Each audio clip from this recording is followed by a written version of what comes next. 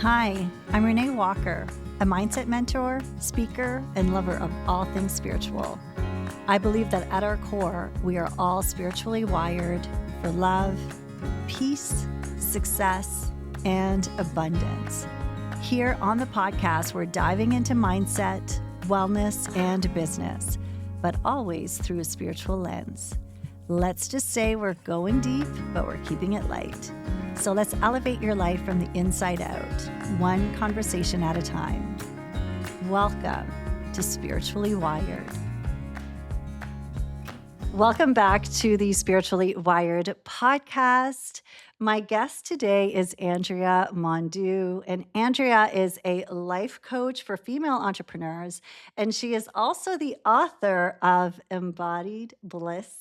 Break free from the shoulds and move into joy, which is something that we can all use right now. So, welcome to the podcast, Andrea. Thank you so much. I'm really excited for us to dive into the podcast today. I know we were chatting a bit beforehand. We're like, we got to get recording. Otherwise, it will I never. know it was one of those conversations that was getting away on us because you and I don't know, I feel like we have this kindred connection. We've only met a few times, yet every time I talk to you, I see you, I feel like I've known you for forever. So there you go. You're one of those souls I who's kind of just feel like that very too. open. Now, we actually just made a connection that I'm originally from New Brunswick. You have family in New Brunswick, so maybe it's part of that. Maybe there's that Yeah, East Coast part of us that is connecting. maybe. Andrea, first of all, congratulations on publishing your book. Thank you so much. It is, I actually, as somebody was asking me the other day, like, how has it been since like the book is out? And it came out on March 11th. And so I feel like I'm kind of still in like the integration of all of it. It was like this 2 year buildup of writing and producing and publishing the book. And so then having it out and having the big celebration, and now like hearing the feedback from people and just like, kind of integrating this like next expansion of myself. It's been like a process that I'm still moving through, and like, but I'm so excited that it's out. So thank you. It's really interesting because when we have these conversations, whether it's a book or whether it's anything that you put out into the world, people see the result of you. Okay, the book is out, the book is published, and that is a piece of an entire journey, a whole process that's taken place where you've been writing when it was just you. So it's this intimate connection that you have with this thing that you are bringing to life. And then all of a sudden you're putting it out in the world. And I can only imagine with a book, because there's so much inside, so much of you goes into it, Mm. that it must really I speak often of vulnerability hangovers, and I would imagine that there was a bit of one of those. Would you Yeah, say? it's funny that you bring up the piece of like the behind the scenes, because one of the things that I mentioned at my book launch event is that a big theme in this book is self trust. And I tied in this fact that like writing a book is such a big like exercise in self trust and like deep belief in the message that you are bringing out into the world. And it's like such a deeply personal solo, like you have to get quiet with yourself in order to produce writing. Like there's no other way to write this book. And so for so long I was working on this book in silence, in quiet, in pockets and moments of time. Over the last 2 years, I started working on this book in August 20, well, actually April 2023. And so it's been so much time spent just by myself, figuring out the best way to share my message and serve the reader. And, just share like what I have gone through and how I can help other women with that message. And so, yeah, vulnerability hangover big time, because as much as it is a self help guide, It's very, very memoir focused. And so there's a lot of storytelling, a lot of really vulnerable storytelling about childhood and adolescence and even adulthood and, the early days of mothering, and all of those things tie into the principles that each chapter is about. But there's so much. It's funny, a friend of mine, we were driving to a hot yoga class, and I was like, "So have you read the book yet?" She came to the event. She's like, I feel weird opening it up to read it because I feel like I'm gonna know so much about you that I'm, like, not supposed to know. And I was like, "No, I put it out there for that reason," but I never thought of it that way of, like, complete stranger is gonna read this book and know so much about me, and I was like, "Oh, like, don't tell me that too much, because like, I'm still a human beyond an author, you know?" Oh, that's so funny. And I can imagine because you do open yourself up, you're vulnerable in the way in which you share. So I'd love to maybe start with your title because I think you've packed a lot in that title. And start with what it actually means to embody bliss. I feel in the world I know that I'm in, we use a lot of words and terms and they resonate differently for different people. So I'd love to start with what your definition of bliss is and what it means to actually embody it. Yeah, so it's funny because I think that anybody who's listening to this can probably resonate with the fact that everyone is on a pursuit of health, wellness, and happiness. And we all want to be like deeply happy and living a life of bliss. And like you said, that can be different for everyone. And when I was naming, my business Balance and Bliss, which is why I use bliss for a lot of the things that I do, I was thinking about like the feeling of what it means to like really kind of like arrive in this place of like inner peace. So the subtitle is Breaking Free from the Shoulds and Moving into More Joy. And the reason that I use that subtitle is because so many of us, I have a social work background, and so I bring that into all of the work that I do. And part of that allowed me to like understand this idea that we exist in a society that has a lot of conditioning and a lot of constructs of shoulds, right? What we should be doing, how we should be acting, what our career should be, what our beliefs should be, and all of these sorts of pieces. And that all gets wrapped up into that pursuit and whether or not we can get to that place. And we have this like idea of what that should look like versus like, taking some time to explore of what that feels like for us. And so I really wanted to give people like a roadmap of, if you are on that pursuit and you're on that journey of really wanting to live in bliss and inner peace, it's like, let's start to unpack how to do that. And one of those pieces is really breaking free from all of those shoulds that a lot of us carry, whether we realize it or not. And that allows us to move closer to what joy and happiness and bliss mean for us. Mm. Yeah, a big theme that shows up a lot is the instead of wanting more, creating more, oftentimes the path to bliss is actually more removing what's in the way. So I love that subtitle of breaking free from the shoulds because I think it's so true how most of us are living with there's this like this big backpack Oh, that we're carrying this weight of all of the shoulds and the expectations.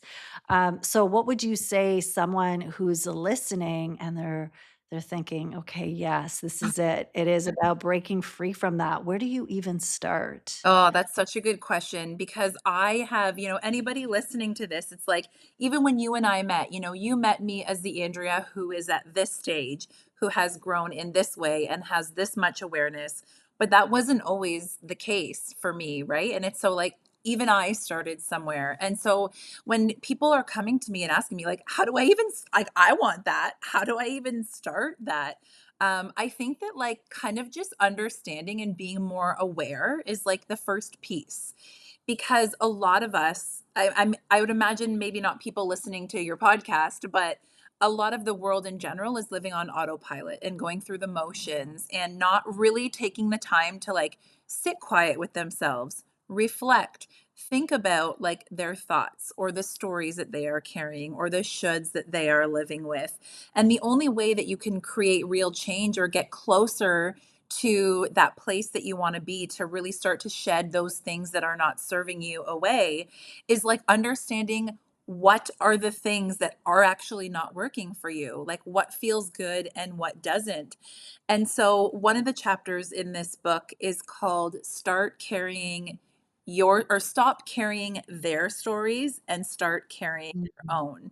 And it's like starting to understand, paying attention to like your inner dialogue, your inner narrative. It's like the soundtrack that's playing all the time. Who is that? Who's talking? Is it you? Is it someone else? Is it someone else's belief about you? Is it a belief that you created because of, again, your conditioning or your family or an experience that you had? And like starting to really follow that string, like back to the root, and then like untangling all of those stories and starting to like have permission to like live from your own internal guidance, your own intuition, your own perspectives of like what you want, aside from what like everyone else wants for you or thinks you should be doing.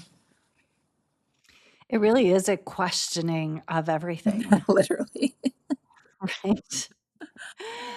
It's amazing how we don't realize the extent to which we have created these stories, and they make sense. There's a reason why the stories were created in the first place, but it is incredibly powerful to start questioning everything, and at the same time, it also can be extremely difficult because all of a sudden you're unraveling your whole foundation of Mhm. what you thought was the story, what you thought was right for you, what you thought you should want. And so in removing the shoulds also, it destabilizes your very foundation. So Mhm. what are your thoughts on that? Like how can we support ourselves in that process? Yeah, the when you were talking, like, the first thing that came to mind for me was, like, this is why who you surround yourself with is so important, Mhm. because it's like your community is gonna be there like little mini lighthouses to help you through this unraveling process. And I also like,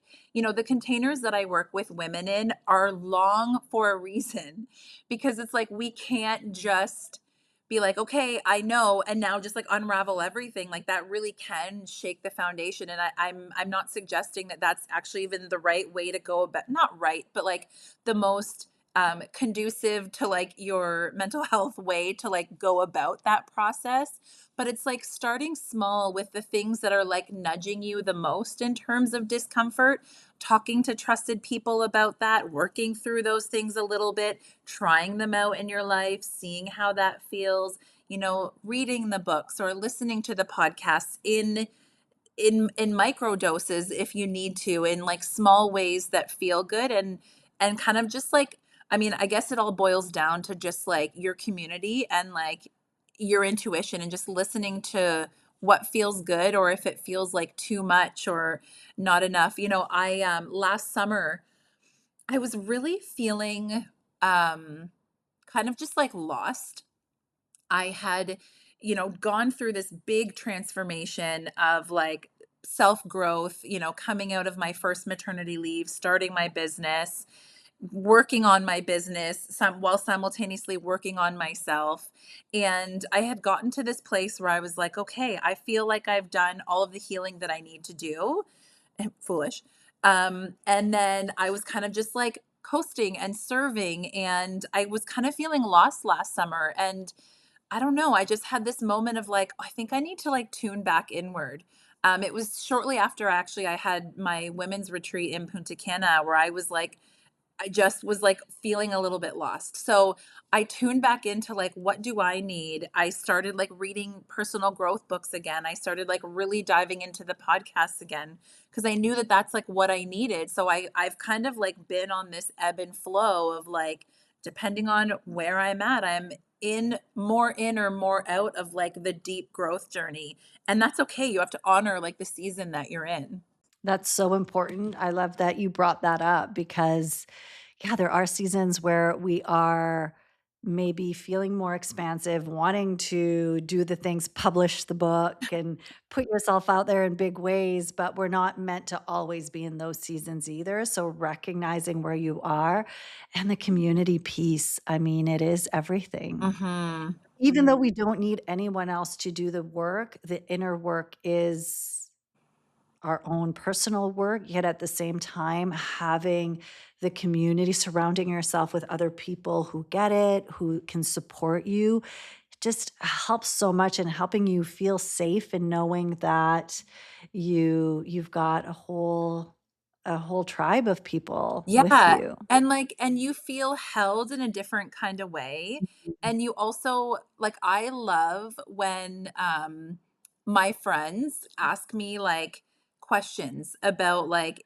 something that I've said or something that I believe or whatever it is, because then it, like, encourages me to go back and think about that later versus just, like, kinda staying stuck in old patterns, like, it's honestly the women that I've been able to surround myself with, I have a lot of wounds around like abandonment and feeling left out, and I had some pretty like traumatic adolescent experiences where I was just like really made to feel insignificant, unworthy in the realm of friendships. And so, in the last like 4 years, I've number one acknowledged that that was a really deep wound that I had. And so, in acknowledging that, it's like helped me to heal the way I show up in friendships and in spaces, and also has created space for like these incredible women to come into my life and just like be a part of my journey and my growth like in like a next level kind of way. It's actually been really beautiful. I just feel so like the younger Andrea would like die if she saw the women that I have around me and how they support me now because she never had that. Oh, celebrating you for that. And yes, and at the same time, it also, again, requires this willingness. There's a certain vulnerability in opening ourselves up later in life, in our friendships, right? So, what the courage though, when you're willing to share from that place, what comes back is tenfold. Well, and I just think like every single one of us are operating and responding and showing up and believing things about ourselves as a result of like things that we've experienced, whether we realize it or not. And so Mhm. in, whether it's business relationships, whether it's in friendships, whether it's in partnerships or otherwise, the way that we respond isn't necessarily always in response to the actual situation that's happening. And oftentimes it's coming from like that old story that we have like ingrained and believe. And so then it's like, unless we can like stop and like understand that a little bit more, it's going to like dictate our lives forever. Mhm. It's so true. You spoke about the your experience as a social worker, and so I know that your journey to where you are now, to publishing this book, to helping women thrive and embody what bliss means to them, there's a story there, and I would love for you to share maybe some of that. Like, what were the transformation points for you? What was the inspiration for you to take a look at the way that you carried the shoulds and break free from them? Yeah, so I will say I will Coles Notes this 100%, but the full story is in compartments in this book. So if you really want to like know that path, you can it'll be in there. But in a nutshell, I always knew that I wanted to serve. Like I didn't have the language for it, but I just always did have this like serving, giving, caring nature. And so when I was figuring out what I wanted to do with my life at 18 years old, I went into social services at that time and I studied that. I worked frontline. And that was like my first introduction into personal growth was like, I remember my professor said to us, you can't help people unpack their shit unless you unpack your own, is what she said to Mm. us. And I was like, oh wow, like that has stuck with me. And then after working frontline for so many years, I was just feeling ready to get out of it. This was like after I'd had my first child. It was a very, I always gravitated to crisis work. So it was very emotionally laborious, and I didn't want that heavy emotional labor anymore. And so I transitioned into a different part of the charity while I also kind of at the same time was exploring coaching and what that could look like and entrepreneurship in general, because I had no idea that that was even like a possibility for me. And I remember you asked about like transformational moments. I remember in 2019, I was still working full time and I was actively trying to build my business at the same time. And I said to my husband, I was like, I need to find a part time job versus like a full time job so I can have more space to work on my business. And he was like, okay, well, let's see what's out there, what that could look like. And I remember seeing a job posting for a like instructor professor job at Trios College, and it was in social work. It was community service worker was the title of the program. And I remember being like, "Oh my gosh, that feels like a really scary job." Public speaking used to be something that made me really nervous. And so I would always shy away from being in those positions. And as a teacher, like you have to public speak all the time. You have to lead the classroom and all of those things. And I remember thinking to myself, okay, doing this job scares me. I have to apply for it. And so I Mm. applied for it and I got the job. And I was actually the youngest instructor on campus. Like I was, how old would I have been at that time? I would have been like early 30s at that time. And I was teaching at a second career college. So all of my students were older than me. And so it asked of me to step into like a new level of myself, and like it was just the most transformational experience while I was simultaneously building my business at the same time. And I did that for from 2019 until actually until 2023 when I was supposed to go back after my second mat leave. I was like, I can't possibly be on campus at 7:30 a.m. in the morning after taking two kids to get ready for to start my 8 a.m. class. Like that's impossible. So that was when I decided to really jump in with 2 feet into my business.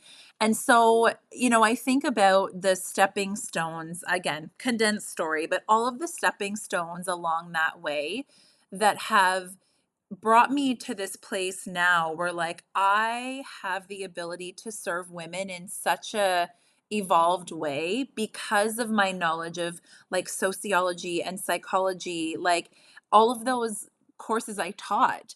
And I also taught a lot of counseling courses, so all of those like skills, like it's just this beautiful marrying of like had my life gone in a different way, I probably wouldn't be the woman and the coach and the speaker that I am today. It's connecting all those dots I from, I mean, hindsight, right? In the always. moment, you never know why something is happening or if it makes sense for you. It really is a leap of faith into this feels scary, yet somehow this is what I feel like I need to say yes to. So I love that you're sharing it that way, because I think for everyone listening, when you look back on your life and all those different pivotal moments where you chose one path over another, they all make sense after. And even though we change and we do something that's different, so you're not in social work right now in the same capacity as you were before, obviously all of those skills, everything that Mhm. you've learned, you bring with you.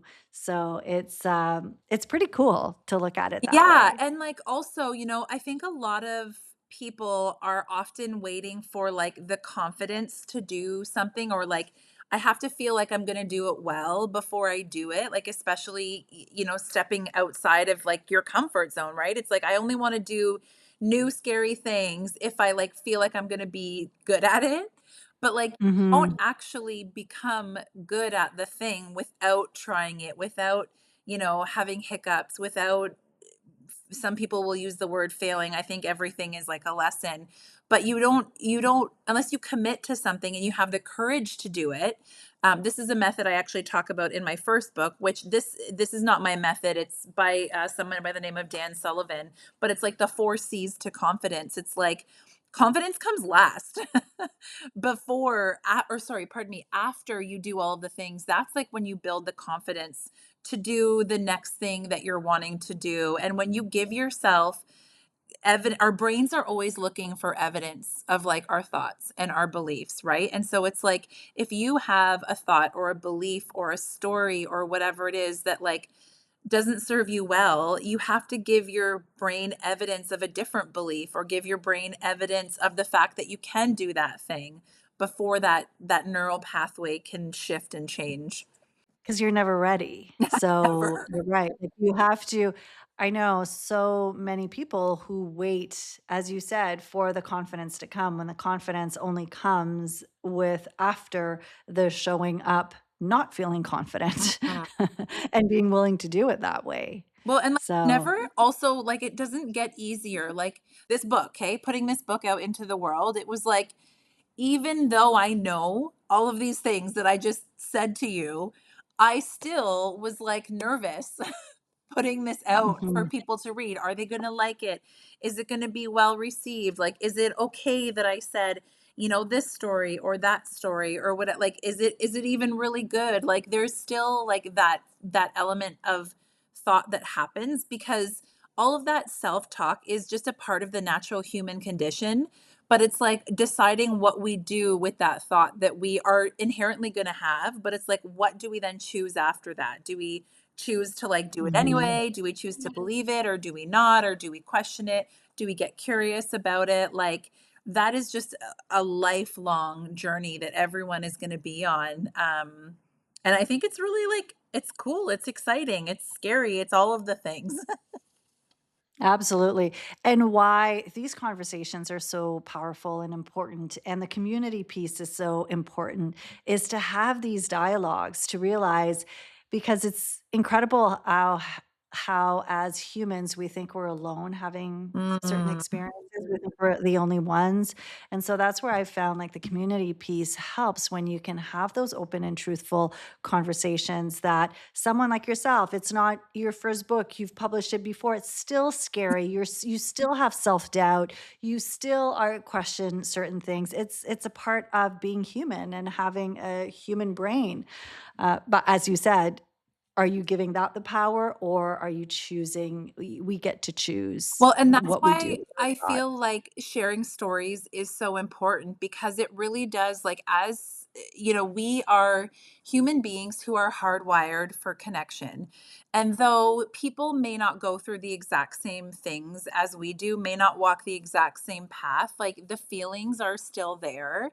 And when you can share your story, like, I've had people reach out to me and say, that story you said about this, like I felt that too. I felt like you were writing this book for me. I have felt a lot of those same things. And it's like, I thought I was the only one. But when you can Mm. create that like that feeling of like not being alone and by sharing your story, like it's almost like I'm doing a disservice by not sharing those story. Actually, Jen said this at Manifest Her. She said something along the lines of like, how dare you not show up and share your gifts? And that's really what pushed me through my moments of self-doubt and allow me or push me to continue to show up, is because I just love to make other people not feel alone. And that's just story sharing is so powerful in that way. And there's a surrendering piece too, because we can sometimes get caught up in trying to control or have certain expectations over how the story is going to land with people, who it's going to help, how it's going to help them. And what I've learned, this kind of work, all we can do is really trust our intuition. And when you're intuitively led, which you were, there's something here, there's a book, and you followed that intuition, that guidance, you wrote the book, you put it out there. that's the surrendering piece because you don't know how it's going to help people. It's only trusting that it will help people. Mm. And so whether it's the story on chapter 3 or the one in chapter 8, or it doesn't really matter, it's trusting that it's going to reach the people that it needs to reach and that your words have the frequency to Mm. be able to shift something in someone, which is, I mean, divine. It That's the is. whole divine work. A little story to share. So my first book I launched in 2020, and after I wrote that book, I was like, "Oh my gosh, I published this book." Like, I couldn't have imagined writing another book. And then in April of 2023, when I kind of had the idea for this, I was going to a summit in Hollywood that I just won a ticket for, that I don't even remember entering this contest. Like, it was the wildest thing ever. And I was like, I have to go to this. Like, I feel like there's a reason that I'm like meant to go to this event. And one of the it was like a 3-day long event, and part of what they were going to be like helping you with was like publicity and publishing and PR stuff. And so they had said like this would be the time to come with like your book idea. So in that moment I was like, okay, if I wrote another book, like what would another book look like? Like, what would that be?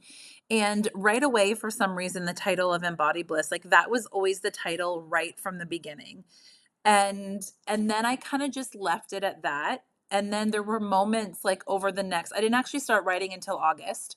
But over the next months, there was like all of these random like little hits and drops that I would get, like, oh, this would be such a good like chapter to talk about. And oh, this would be such a, and it just kind of started to flow like in these little pockets of like divine hits or downloads.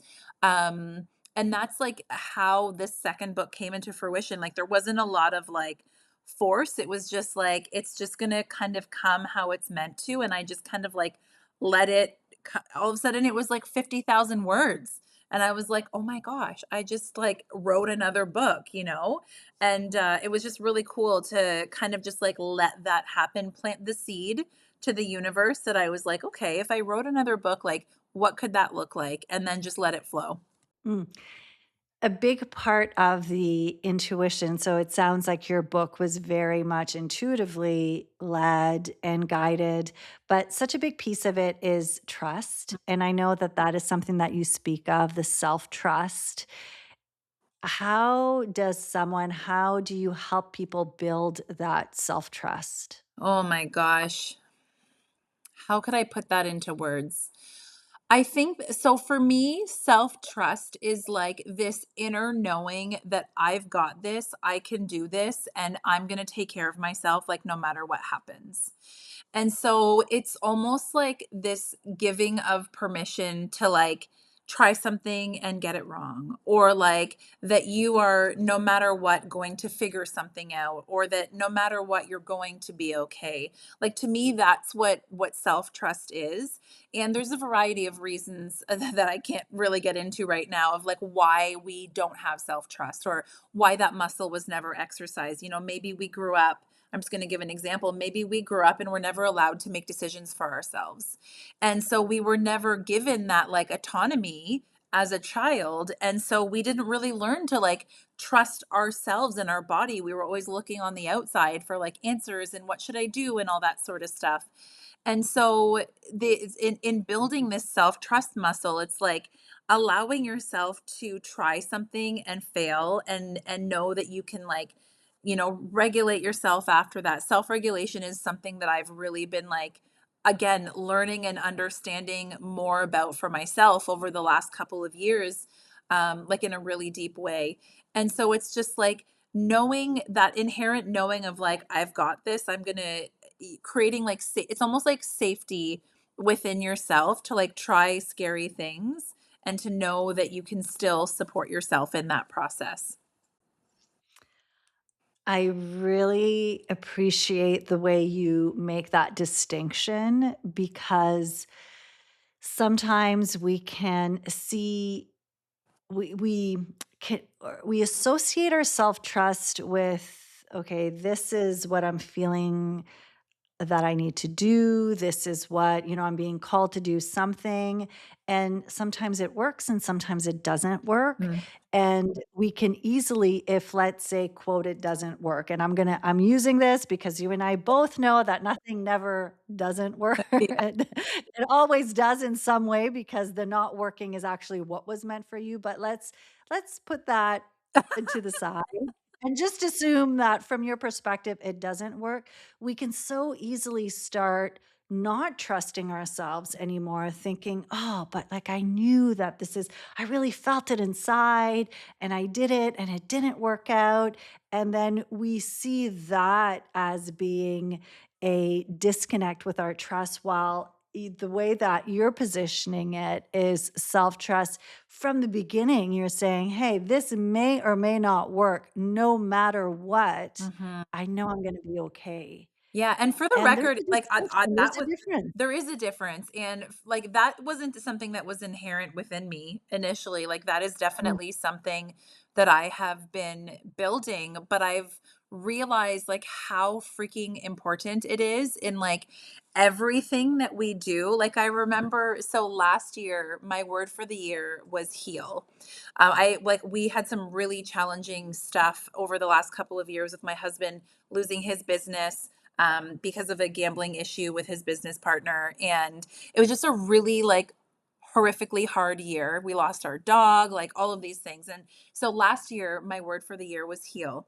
And I was like, okay, what are the things that allow me to heal? And one of them was like joy and play and like something fun. So I joined, it's called Pop Nation Canada. It's basically like an adult glee group where we sing and we perform, we learn choreography. And the first vocal night, I was like, cool, I can do this. The first choreography night, I was like, oh my gosh, what did I get myself into? Like, I never did dance, I never did anything. And so I'm like trying to learn the whole routine in one night. And I was like, my inner dialogue that night was so loud. Like, what did you think you were doing? Like, all of these things. And the guy beside me, he turns to me and he's like, "So how's it going?" And I was like, not great." And he's like, "Listen, it all comes together on show weekend. Just trust me." And so in that moment, I had two choices. I could either like listen to him and really integrate back into my self-trust of like, "Okay, Andrea, like you will get this," or I could spiral. Like I was like, "Can I get my money back?"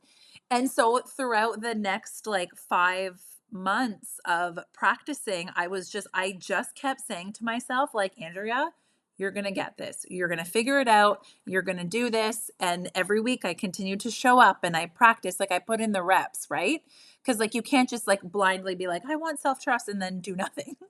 And so anyway, come show weekend, sure enough, it did all come together and I was so proud of myself and that was such like a challenge and an exercise like as a way to exercise and build that self-trust muscle. Um and now it's just like it's cool cuz now I get to use that new evidence and use it for like the next thing, the next bigger, scarier thing that I'm in like gonna be doing because that's where I'm going, you know? Yes, so you can't build trust without putting yourself in situations that let you build that. Yeah. I know. I was just having a conversation with a client around also the idea of like what you pray for, right? Mm, So if you're praying for to heal, or you're praying for something to change, whether it's in your business or around abundance or clarity, chances are what the universe is going to bring you is an opportunity to actually be able to build what it is that you want, to heal, yeah. to do things. So it's quite interesting, the energy of opposites and holding space for the two. But as I it's such a great reminder for everyone that's listening too. It's those, and not that that was a small thing that you do, but we tend to do things always in the same way. And I love how part of your self-trust, it wasn't a business thing that you did. It was, let's sign up for something that's going to actually challenge me creatively and put myself out there in a way that's completely new. I think that's so important Mm. for people to remember. Yeah, it was, the thing is that, like, if you have your own business, it's not like you and your business are two separate things. It's like they are one and the same. And so what you Mhm. practice in personal, translates into business, and what you practice in business, like they really do like impact and influence each other greatly. Very true. So, Andrea, you have 3 pillars that you use as part of your methodology, the work that you do with clients. So, can you expand a little bit more on what these pillars are? Yeah, I can. And it's so funny because, sometimes when we sit down, it's like, okay, I need to have, and I do have a couple frameworks that I like really kind of sat down and like hashed out of the journey I'm going to take clients through. But for some reason, these three things just like kind of came to me as like I mentioned the kind of the thread through everything. And it's like, I feel like in all situations and all places, these three things can be really, really beautiful when you're looking at yourselves. Because of course we're always the hardest on ourselves, right? So the three pillars are grace, compassion, and acceptance. So it's like in any situation, anything that's happening, or even if like you have a limiting thought come up and you're like, oh, I should know better, or whatever it is, it's like, no, no, okay, listen.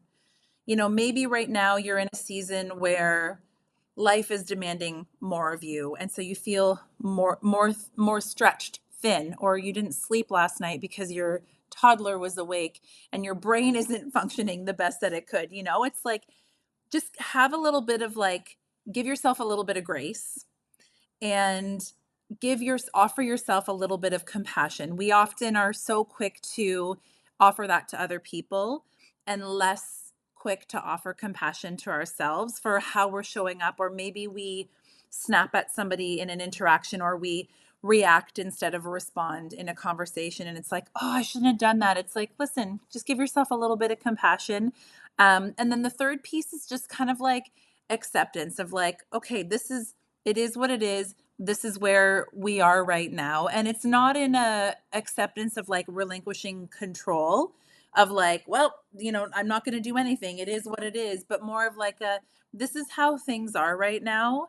And the only thing that is certain in our life is that things are always going to change. Change is always constant. And so when we can just kind of like live in this place of acceptance of, that we're humans, that we are still existing in the world, going through human experiences, growing and learning, and we don't get handed a manual. So we're all kind of just like figuring out life as things and experiences happen. But if you can meet yourself with acceptance and grace and compassion, then the perspective in therapy, we talk a lot about frame of reference, and like, what are the glasses that you're wearing that you see the world through?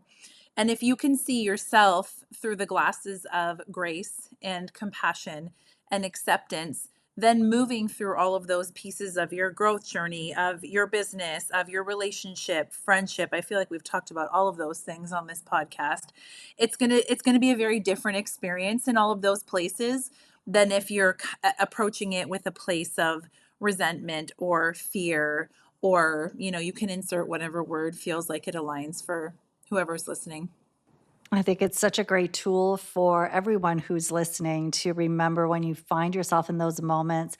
And I love the reference to the glasses. How can I put the lens now? How can I look at this situation through the lens of grace, compassion, and acceptance? I also find the acceptance piece is so interesting and oftentimes misunderstood in the sense of, as you said, we see it as if I'm accepting it, it means that I'm okay with the situation as it is. And acceptance is very different. It is more allowing for the situation to be as it is. And then, yes, you get to choose what Mhm. it is that how you show up differently or what it is that you want to bring in. But there's a difference between allowing it and then just letting it be, oh, whatever, what it is. Yeah, 100%. So I just feel like it just changes the way that you kind of look at everything, or it's like an anchoring reminder of like, oh yeah, okay. Just got to give myself a little bit of grace here. Like, for me, the summertime is really tough because then I have like kids home, and it's like I don't have as much of a work routine, and I'm working at all these like weird wild hours and not as much as I'd like to. And, I could be hard on myself about that. Or I could just like give myself a little bit of grace of like, hey, it's the summer. Like, why don't I just lean into like making memories a little bit more? Or like, if I don't get this thing done, like, it's okay. I accept that that's how it is right now because I know that it's going to be different in however long from now. And it allows for you to move through those challenging moments of life a little easier. Yeah, I find the opposite. I always like to look at the opposites, and the opposite of not being in acceptance is actually fighting against reality. And Mm. so, as you said, summertime, the reality is that my children are around and I don't have the same amount of time. So we can fight against it or accept it. And then we make choices and decisions that support us in that season versus trying to fight against it. And it's funny because I've had, my kids are older and I've had many summers with them. Now I don't have the summers with them anymore, when they say you only have the Yeah. These are the the days 20. you'll wish you could get back.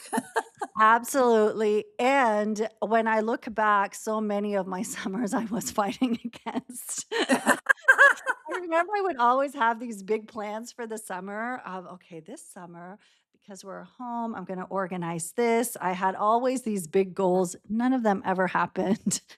Ever, ever, We do ever. the best we can with the tools that we have at the time, Exact right? exactly. It took me a few years to realize, you know what? Let's just accept the fact that this is what it is and make the most of it because it actually is a beautiful time.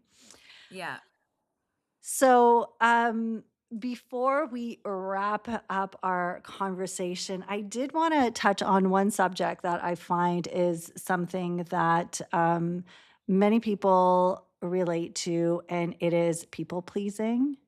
I don't know Mm. if you saw that coming, but I know that it's a topic that you teach on, that you talk about, and I find that it's one, and especially women, where it's so easy to get caught up in this cycle of pleasing other people, and in the process, if you say yes to someone else, there likely means that you are saying no to yourself in that process. So, for someone who is a people pleaser at heart, and I am also, someone who Mhm. could receive your advice right now. How do you help?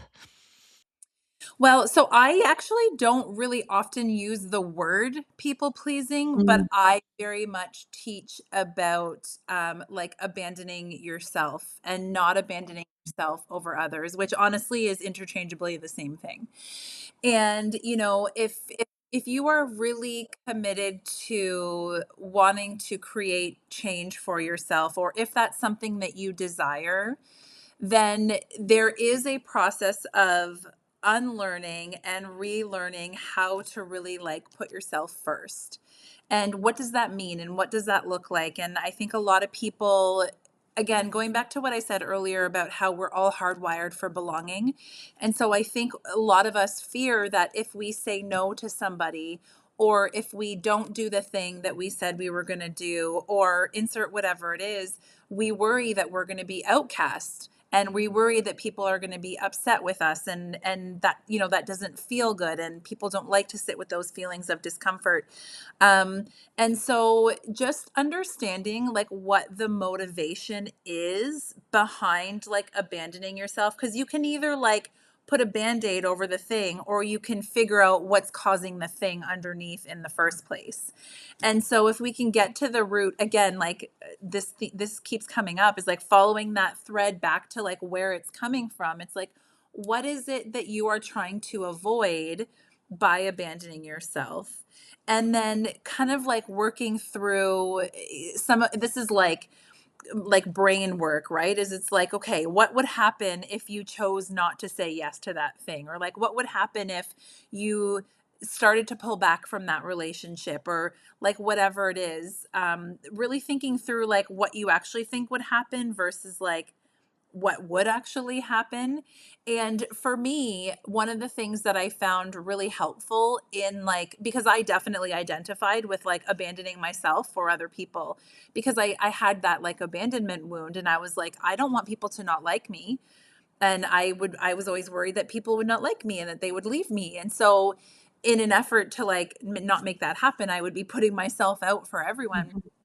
And so to start to like reprogram that, I started practicing like boundaries and saying no or speaking up for myself with people that it felt safe to do that with. And that's like what built that muscle of like, oh, it's okay. Oftentimes we make it bigger than it actually is going to be on the other side of things. Um, and so I started practicing that with like safe people. Again, some of these friendships that I've been starting to build using my voice, speaking up when things didn't feel good, or practicing boundaries and that sort of thing. And then little by little, I started to shift the way that I showed up and asked for what I needed a little bit more and didn't feel guilt about that, or spoke up when something didn't feel good. And then all of a sudden, it didn't feel as big as it used to. Everything just like kind of like we said earlier, everything just kind of takes time to practice and build out, but you have to start somewhere. You can't just hide from it forever.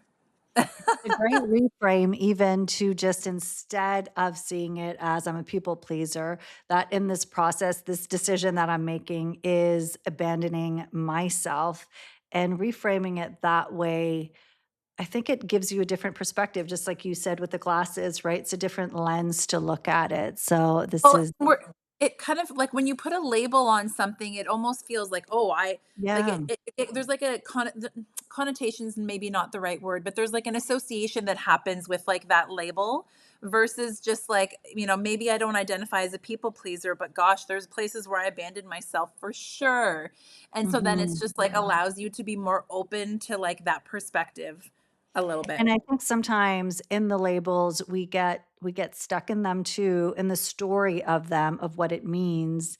So this is good to rewrite that story. It's a good way to rewrite that story and to just have the willingness to look at yourself and the decisions that you're making and whether they're serving you or it is more a decision that means that you will be abandoning yourself in the process. So thank Mhm. you for reframing that.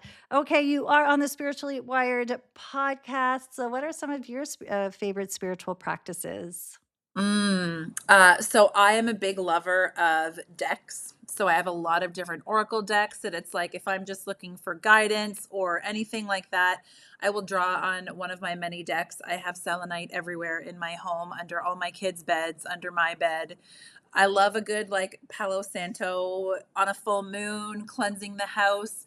Interestingly enough, the moon has always like moons and rituals have always kind of been like really important to me. And then a couple years ago, when my dog passed away, a friend of mine who's very spiritually connected reached out to me a couple days after she passed and said, well, it's going to make me emotional probably.